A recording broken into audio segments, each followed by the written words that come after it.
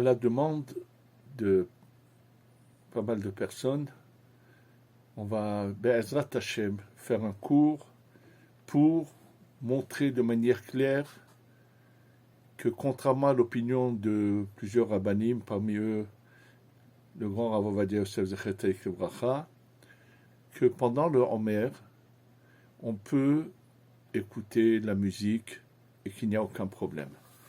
Et la meilleure chose pour être clair là-dessus, c'est d'ouvrir ce que je vais faire cette fois, de vous lire les mots du Shulchan Aruch, aussi bien sur la musique et sur la période du Homer.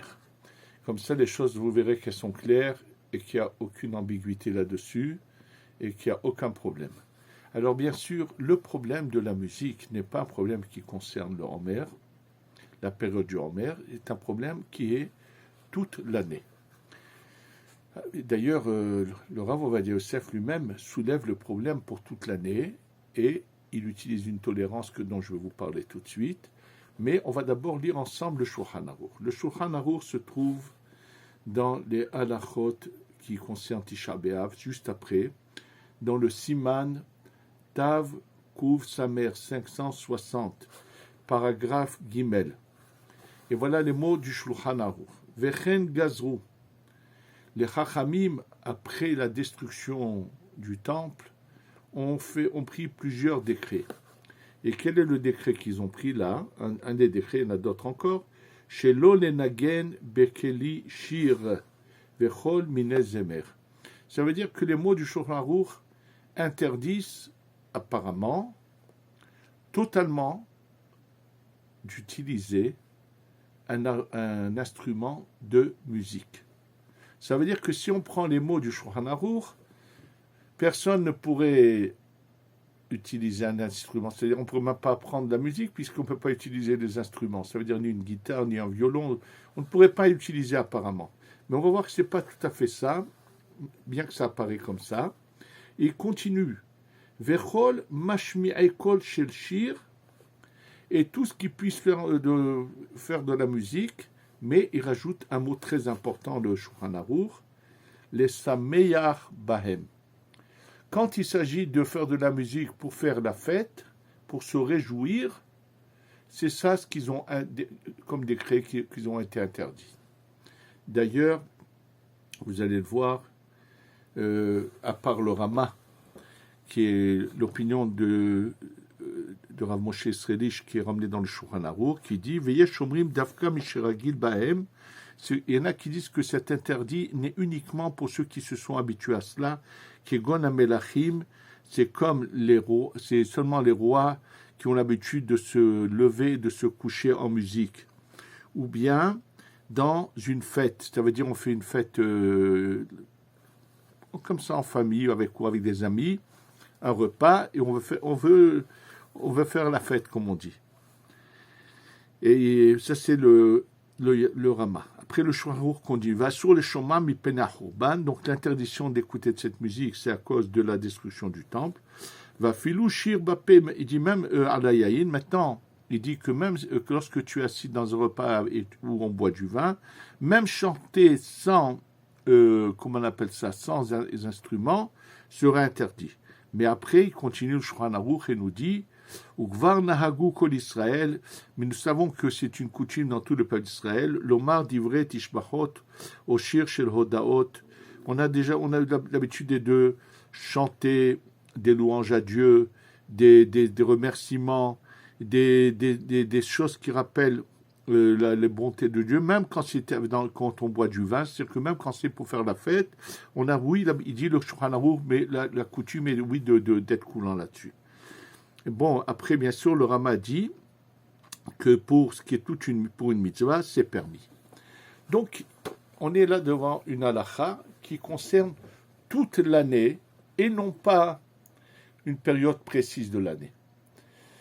Donc, cette halacha, comment se fait-il qu'aujourd'hui, tout le monde entend de la musique, tout le monde écoute des chants, on n'a jamais vu quiconque qui interdit cela.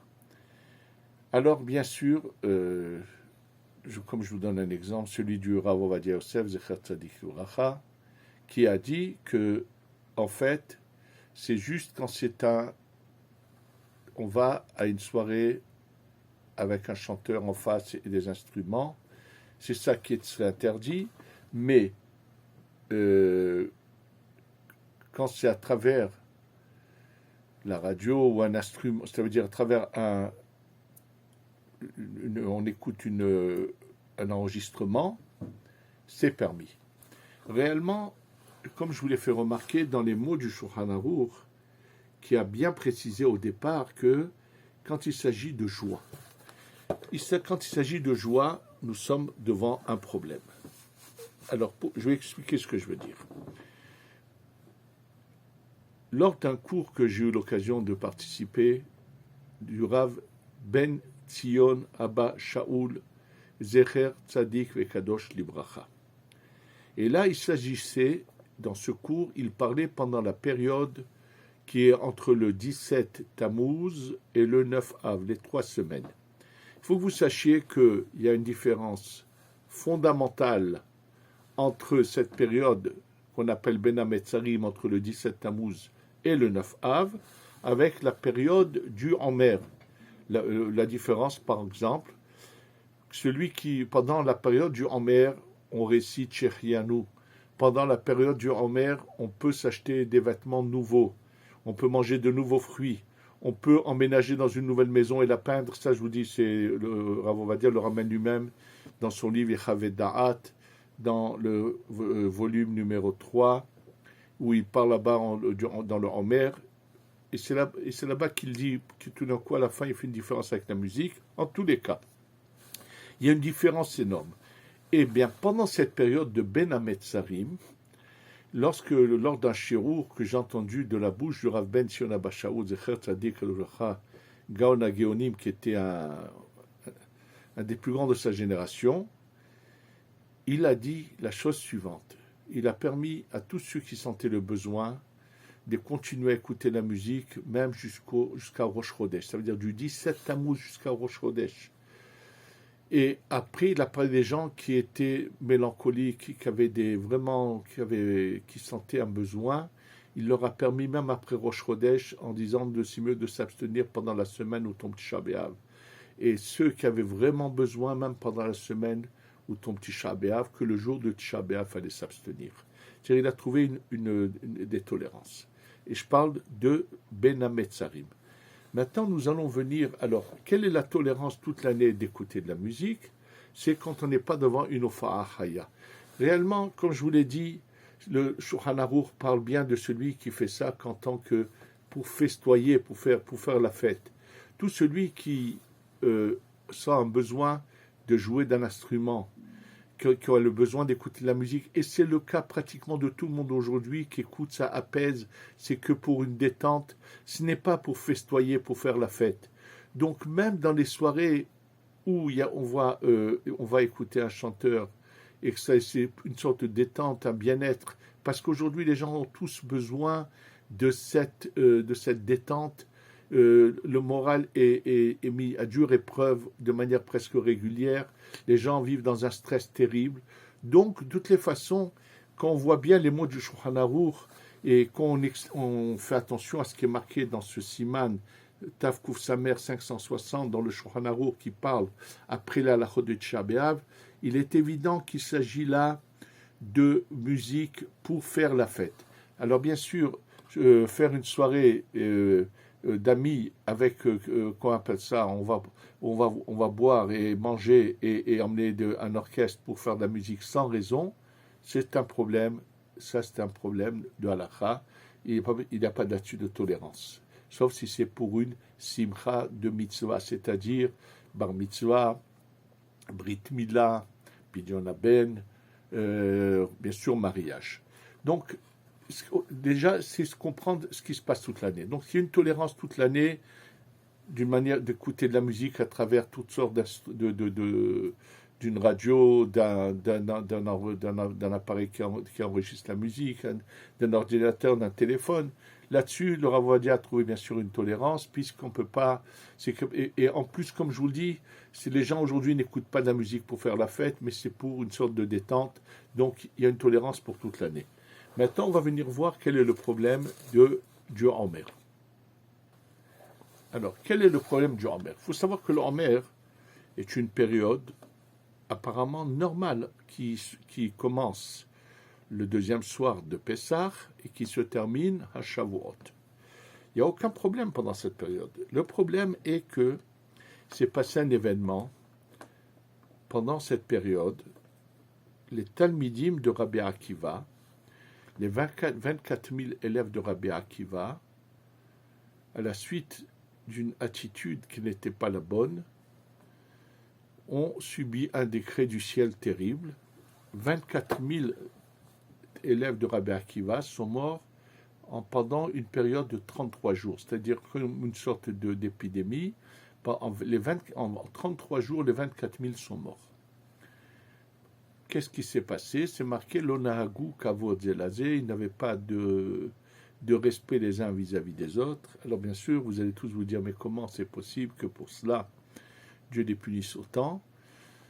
Sachez que dans un autre cours que j'ai enregistré sur ce sujet, que je vais peut-être refaire bientôt, j'expliquerai pourquoi ils ont subi un tel sort pour le fait qu'ils n'avaient pas de respect les uns pour les autres. Mais en tous les cas, le fait qu'il y a eu ce décret-là, alors, dans les halachot du Homer, je vous dis, dans le Shulchan Aruch, ça se trouve dans le Siman Tav Tzadik Gimel, 493, premier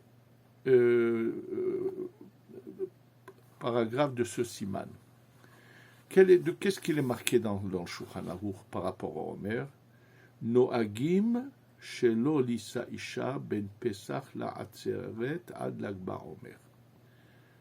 Le Shulchan Aruch parle de minhag, qu'on a l'habitude, la coutume de ne pas se marier, de ne pas fixer une date de mariage après Pessah jusqu'au 33 du Homer. Ça veut dire que pendant la fête, c'est sûr que non, même pendant la mi-fête, il n'y a pas de mariage. Et là, le Shulchan Aruch dit que le minhag, la coutume, est de ne pas fixer de mariage. Pour quelle raison? Parce que pendant cette période, Metu Talmidei Rabbi Akiva, sont morts les élèves de Rabbi Akiva. Et le Shulchan Aruch de préciser que cet interdit est uniquement le mariage. Aval les Ares et les Kadesh, mais par contre, faire des fiançailles. Et Kiddushin, c'est avant, eux, ils faisaient le mariage en deux périodes. Il y avait les Kiddushin qui étaient la première partie du mariage, et après les Nisuin. Alors il dit, les Kadesh aussi, Shapir Dami. Il dit, oui, c'est permis. Et il dit, même les Nisuin, mais même un vrai mariage, avec consommation du mariage, celui qui l'a fait, on ne le punit pas. Sur celui qui a décidé de fixer la date de son mariage pendant le Homer, eh ben, il ne sera pas puni. C'est un minhag.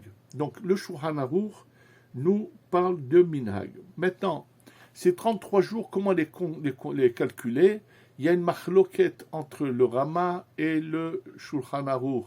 Est-ce qu'on les compte à partir du deuxième soir du Homer jusqu'au 33e jour? Donc pour les Séfaradim, à partir du 34e jour, il est permis de se marier jusqu'à Shavuot. Chez les Ashkenazim, les 33 jours sont départagés différemment. C'est différent. Continue le Shulchan Aruch, et là, il parle d'une autre halakha qui est en fait à discuter. Quel est le deuxième décret, selon le Shulchan Aruch, qu'on a l'habitude par rapport à la mort des élèves de Rabbi Akiva? C'est de ne pas se coiffer, de ne pas se couper les cheveux et la barbe, bien sûr. Alors, sachez que cette deuxième halakha, selon la Kabbalah, n'a rien à voir avec le deuil des élèves de Rabbi Akiva. Maintenant, ce qu'il faut bien retenir, donc ça n'a rien à voir, c'est pour une autre raison complète. Ce qu'il faut retenir, c'est que le Shulchan Aruch interdit uniquement les mariages. Je vous dis, s'acheter des nouveaux vêtements pendant le Homer, c'est permis. C'est pas une période de deuil comme la période qui est entre le 17 Tammuz et le 9 Av. C'est une période juste, on fait en souvenir de cet événement, alors on évite les mariages, et celui qui s'est marié, on ne lui dit rien. Alors que les Ben Hametzarim, entre le 17 Tammuz et le 9 Av, étant donné que c'est la destruction du temple, sur lequel on a l'obligation de s'endeuiller, il y a des restrictions bien plus grandes là-bas. par rapport au vin et à la viande, selon certaines opinions, que ça commence. Bien sûr qu'il n'y a pas de mariage, il n'y a pas de fiançailles non plus, on ne dit pas chez Ehianou, on n'achète pas de nouveaux vêtements, c'est une vraie période de deuil. La période du Homer n'est pas une période de deuil. La période du Homer, la seule chose qui est interdite, c'est pas interdite, c'est un minag de ne pas faire, c'est de se marier. Donc en fait, le Homer ressemble à tous les jours de l'année. Je ne comprends pas pourquoi il y a eu plusieurs décisionnaires qui ont voulu interdire la musique pendant le Homer. Quelle est la raison pour laquelle ça ne se comprend pas, étant donné que si toute l'année la musique est tolérée, même pendant cette période, elle doit être tolérée, puisque le Shulchan Aruch ne parle que de minhag, de ne pas se marier uniquement, et non pas plus que cela. Et même quand le Shulchan Aruch parle de se couper les cheveux, il parle de minhag. Le Arizal explique que c'est tout à fait pour une raison différente selon la Kabbalah, qui n'a rien à voir avec le deuil des élèves de Rabbi Akiva. Donc la seule chose qui nous est pas permis pendant cette période à cause du deuil de Rabbi Akiva, c'est les mariages. Mais celui qui toute l'année a une tolérance, comme je l'ai expliqué, bien sûr qu'il y a une tolérance, de jouer des instruments de musique, d'écouter de la musique pour la détente, il n'y a aucun problème. Et comme je vous l'ai dit, que même pendant la période de Ben Hametzarim, Rav Ben Shana Bar Shaul avait trouvé des coulottes, avait trouvé des tolérances à cause de la nécessité. C'est clair que pendant cette période, il n'y a pas de chumrot à faire par rapport à la musique, étant donné que le Shulchan Aruch n'en parle pas pendant le Homer. Le seul endroit où il en parle, c'est après la halachot de Tisha B'Av. Et là, s'il y a une tolérance pour toute l'année, cette même tolérance existe pendant la période du Homer, pendant laquelle il n'y a que les mariages que nous devons nous abstenir pendant pas toute la période, jusqu'au 33 du Homer, en souvenir de la mort des élèves de Rabbi Akiva. Donc c'est évident, c'est clair, qu'il est permis d'écouter de la musique pendant cette période, contrairement à ce que ramène le Rav Ovadia dans son livre et qui ramène quelques autres décisionnaires. Mais eux, je vous dis, je voulais montrer de manière claire et évidente que quand on est méticuleux dans les paroles du Shulchan Aruch, cette tolérance qui a tourné existe aussi pendant cette période, comme beaucoup d'autres rabbanim aussi le pensent, mais il y a sur quoi s'appuyer et on peut d'emblée. De toutes les façons, même si c'était une période de deuil, ce qui n'est pas le cas, c'est marqué que dans les halachot qui concernent le deuil, on va selon celui qui est tolérant. On cherche la koula. Et là, ce n'est pas une période de deuil. C'est ça qu'il faut savoir de clair, que le seul siman de deuil, c'est les mariages uniquement et rien d'autre. Toutes les autres fêtes sont permises, comme fiançailles et même kiddushin. Il n'y a que vraiment le mariage à consommer dont on s'abstient, et celui qui l'a fait, on ne lui dit rien. Et même le Rav Ovadia tolère ceux qui veulent s'inscrire à la rabbanout et se marier, il donne une tolérance de les marier. Dans notre période actuelle, il trouve une tolérance même pour les mariages. Donc c'est pour ça que je suis un peu surpris que pour les mariages, il a trouvé pour certaines personnes même une tolérance et qu'il a voulu faire la khumra par rapport à la musique et qui n'est pas basée apparemment cette khumra, puisque comme je vous l'ai montré de manière claire, si on est mahmir, c'est toute l'année. Or, pour toute l'année, comme on l'a vu, c'est juste pour festoyer avec de la musique qu'il ne faut pas, mais une musique ou un instrument pour la détente, c'est ce qui est le cas de la plupart des gens, est permis. Ce qui est permis toute l'année est également permis pendant le Homer, et donc il n'y a aucun problème. C'est pour ça que je refais ce cours, pour que ça soit clair, en vous lisant les références, pour que vous puissiez le voir vous-même de vos yeux, que ce que je vous dis est écrit. Qu'Hachem fasse qu'on ait bientôt le Beth Amikdash, on n'aura plus ces questions. Amen ve Amen.